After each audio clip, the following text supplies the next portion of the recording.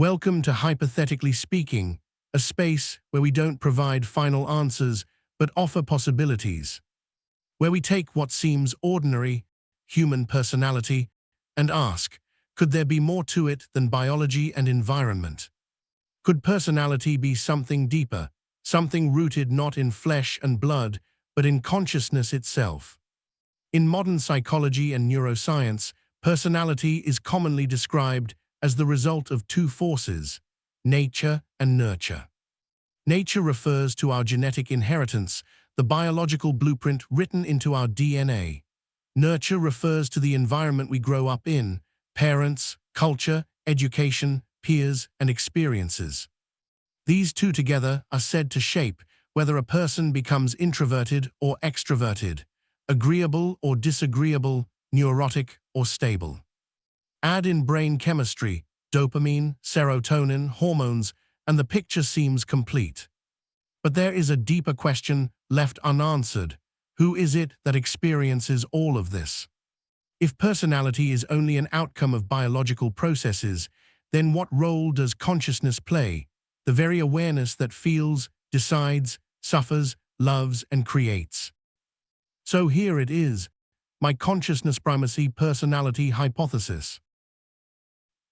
The consciousness-primacy personality hypothesis offers a shift in perspective. It proposes that personality does not begin only after birth, when a baby starts interacting with the world. It begins as soon as consciousness attaches to the body, in the womb.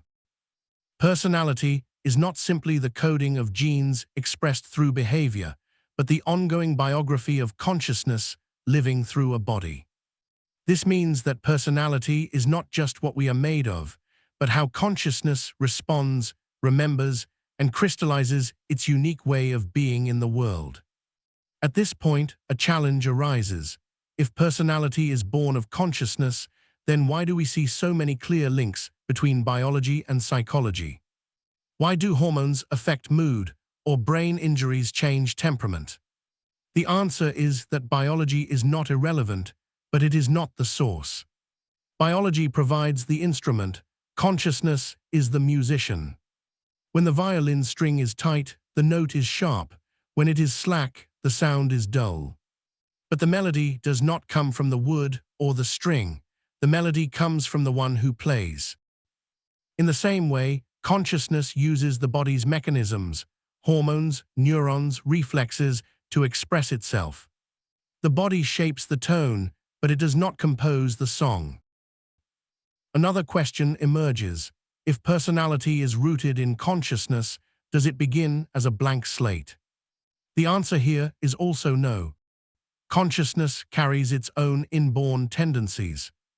Each human being arrives not as a pure emptiness, but as a spark with a particular leaning.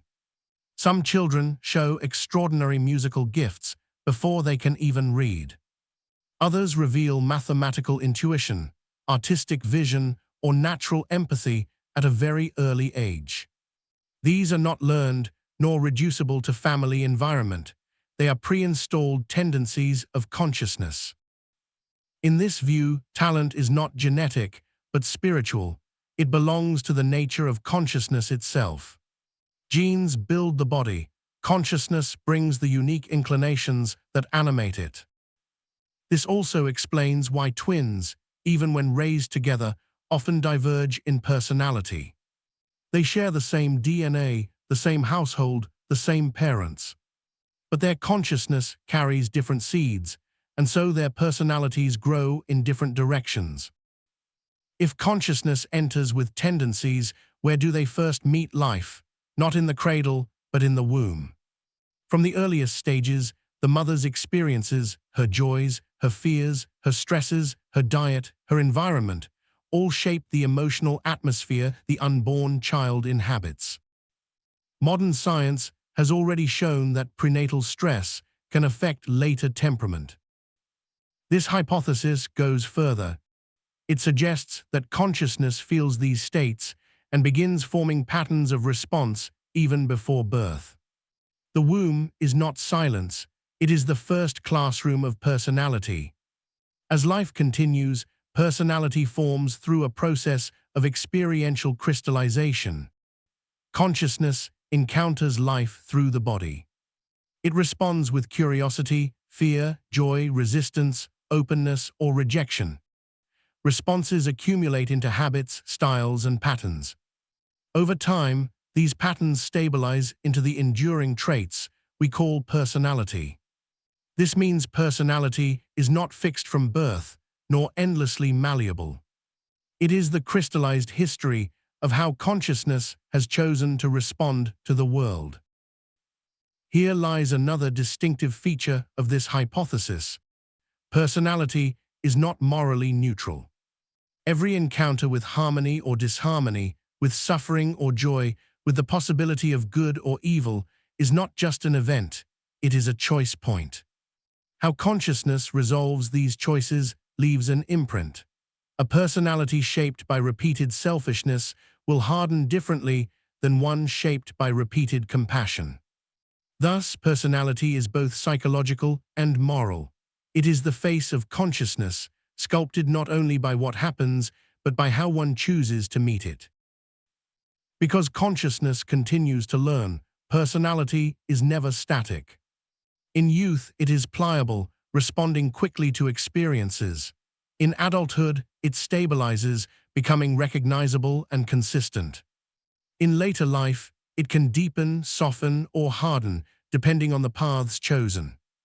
Unlike the body, which decays with time, personality can evolve toward greater integration, wisdom, and harmony, or toward fragmentation, rigidity, and bitterness. Consciousness is always shaping and reshaping the clay until the end of life. This hypothesis moves us beyond genetic determinism. Personality is not written in DNA. Genes make bodies, not selves. It also offers a deeper understanding of human uniqueness. Talents and tendencies are not random mutations, but pre-installed inclinations of consciousness. It emphasizes the importance of early life. The womb and early environment matter, not because they stamp the brain mechanically, but because they are the first landscapes consciousness traverses. Finally, it highlights the moral dimension. Personality is the cumulative story of how consciousness meets good and evil, harmony and disharmony, suffering and joy.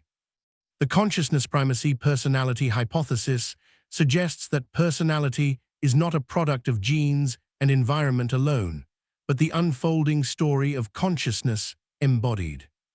From the first day consciousness enters a body, it begins responding, feeling, and choosing. It carries seeds of tendency, which grow through encounters with life. Biology provides the instrument, consciousness provides the music. The resulting melody is what we recognize as personality.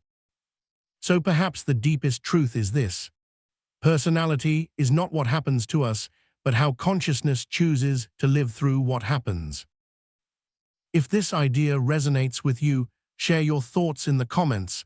Let's expand our vision of the human nature together. Don't forget to like, subscribe, share, and hit the bell so you won't miss the next idea. Thank you for watching Hypothetically Speaking. If you enjoyed this exploration, remember, we don't deal in answers here, only in possibilities. Until next time, keep questioning, keep wondering, and keep your mind open.